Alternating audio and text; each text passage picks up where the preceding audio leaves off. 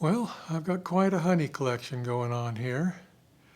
Over the years, I've been collecting honey from different locations. When I go somewhere and I saw a label that I hadn't picked up before or something that was unique, I'd go ahead and buy it. And then some of these were just simply given to me by other people, customers that would come in that wanted to share their label or meet people at bee conventions. Sometimes people I don't even know donate honey to our collection once they know we have it going on. Some of these are from around the world, some interesting countries there. No, I haven't been to all those countries, but someday maybe I will. Anyway, I've been asked about this, and I know this probably won't be an interesting video for everybody, but I think some people might find it interesting. I think I'll start with this shelf. Australia. I think I was given that jar at the North American Honeybee Expo last year. Brazil, Bulgaria. I have a friend, Tim Liptak in Charleston, has a friend who's an airline pilot, and he keeps bringing him some really exotic stuff from around the world, so I picked up a few of these things from Tim. And these containers from Canada I got from Brad Hogg last year actually it was earlier this year in February.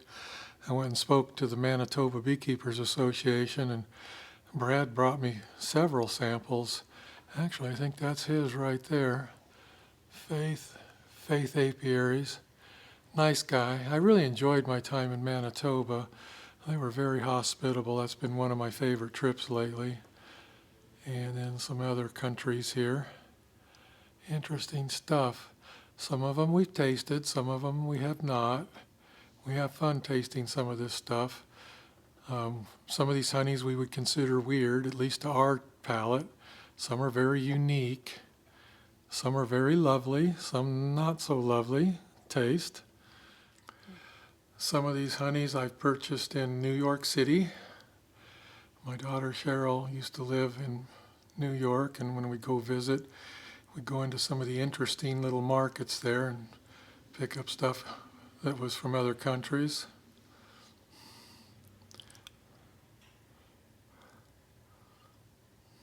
Hope this camera's picking up these labels.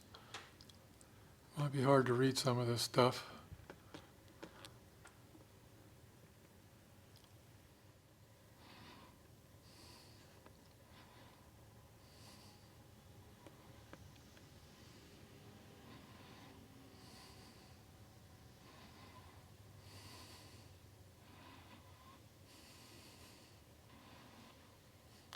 You might notice that some of the jars are empty.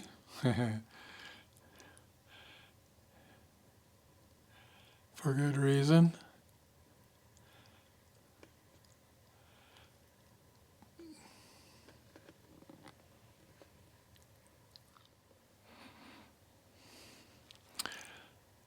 New York. Herb's Honey, Roanoke, Virginia. Sourwood Honey, North Carolina Mountain. That honey was a little bit suspect. But anyway, the jar's on the shelf anyway. Have a few honeys from the state of Georgia. Well, actually more than a few.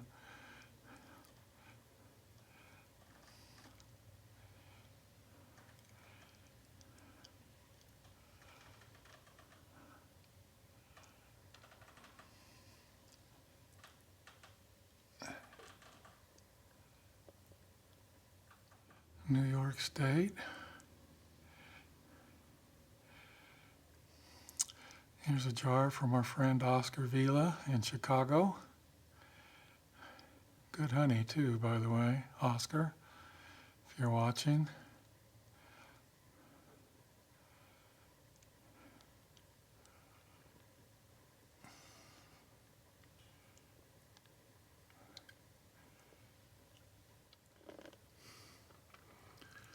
I'm not sure I'm doing this justice.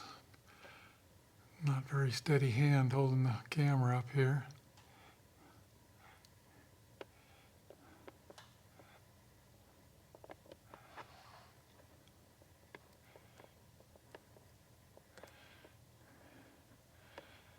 Here's some honey from Nathan Coleman, Duck River. Don't know why we got 3 jars up there, but we do.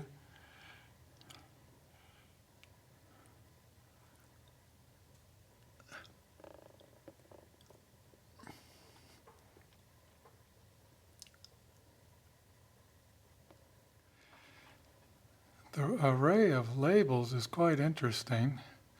Some people get very creative, some are very simple. Some of the best-selling brands of honey in the state of Georgia have been labels that look homemade, very simple. Of course, the really beautiful labels like this one really stand out on a shelf.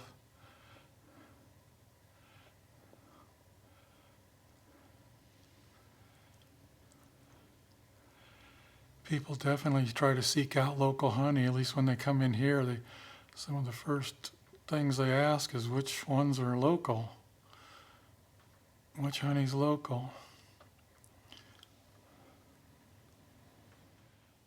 Some of Charlie Parton's honey. Let's see, that's Jimmy Carmack right there, yeah. Known Jimmy a long time.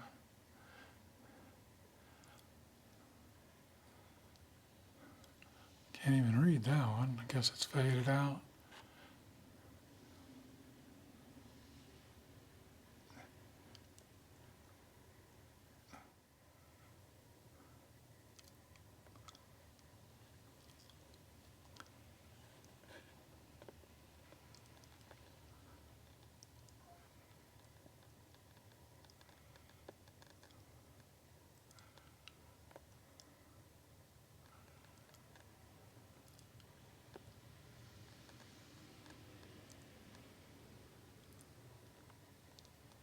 Okay, there's some of Tim Liptak's honey from Charleston.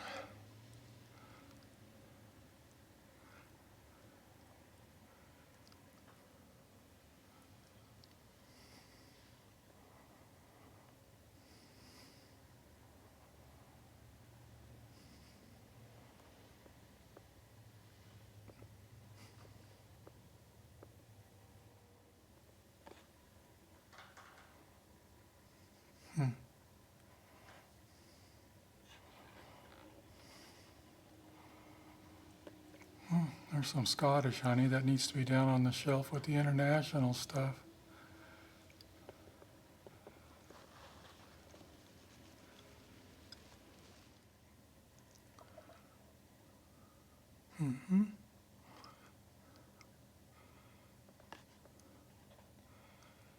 That's a fancy jar.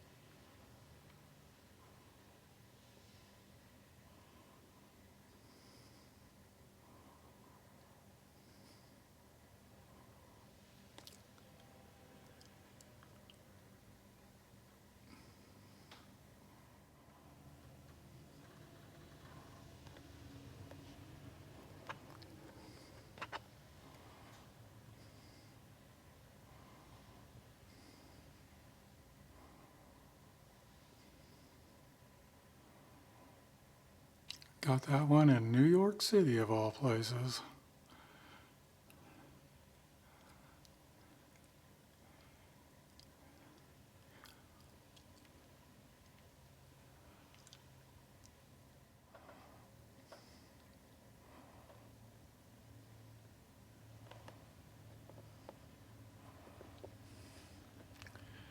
Aunt Sue's. I tasted that. That was not very good. Thought that label was interesting though.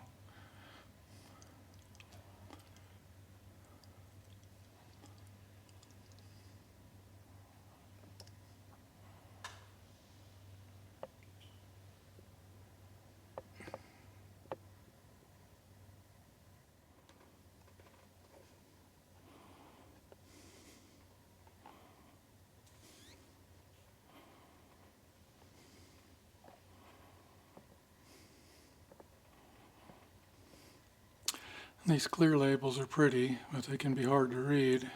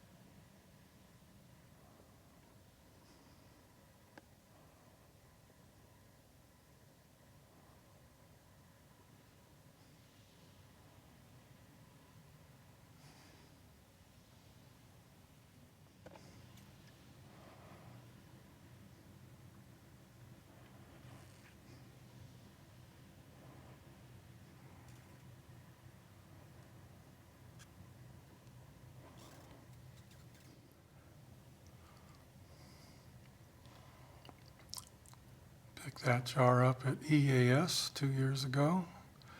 Nice lady gave that to me.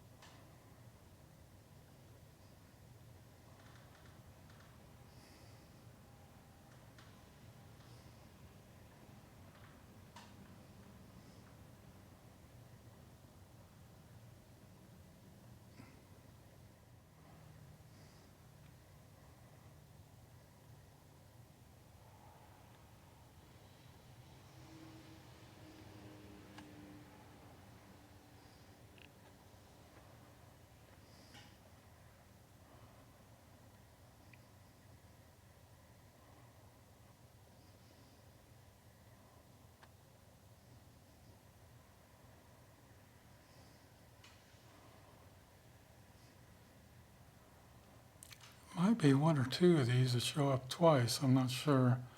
Some of them look familiar. Maybe I need to take an inventory.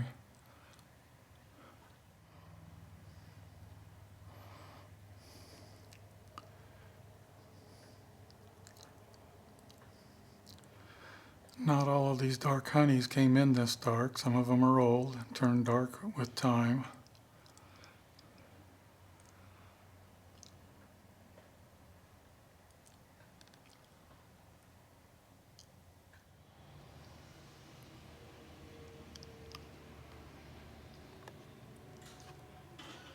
Oh, there's one of our jars. Don't know what that's doing up there. That's old. Look how dark that is. Some honey from John Knox. And the lights are flickering on and off in here. The electric company's been working on a pole out back. Either that or the rain is causing trouble. Oh.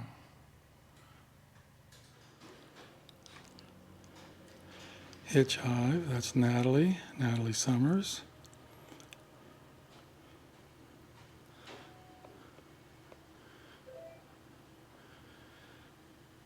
Yeah, it's soaking wet outside. I wouldn't be surprised if trees are falling on lines. Doesn't look creamed anymore.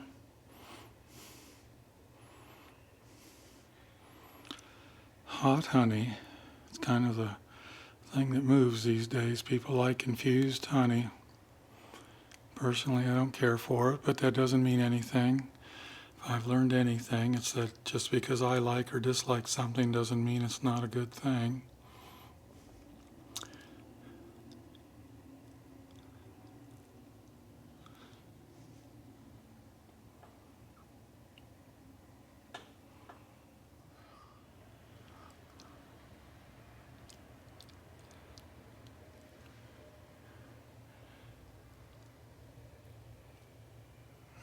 Kind of faded.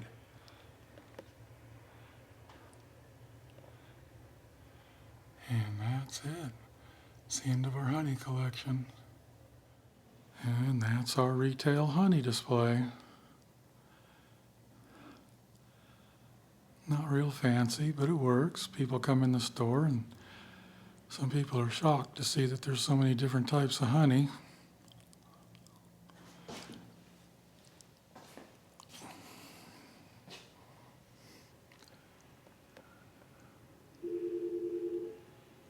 Don't they know we're closed? All right, so you guys look too cute. I got to take this picture. I'm going to put, you guys mind if I put this on YouTube? No. Oh, we'll make you famous. We're going to start stocking these in the store, and as soon as we have them in stock, I'm going to put this on YouTube. And it reminds me of my young days. You know, when I was in high school, tie-dye was the fad, and that was the thing. You know, I went to high school in the late 60s, and maybe I shouldn't admit that. I don't know. Yeah, but anyway. Back. It's back, yeah. And we're going to have these in our store shortly, and as soon as we do, I'm going to put this on YouTube. All right, good job. Look good.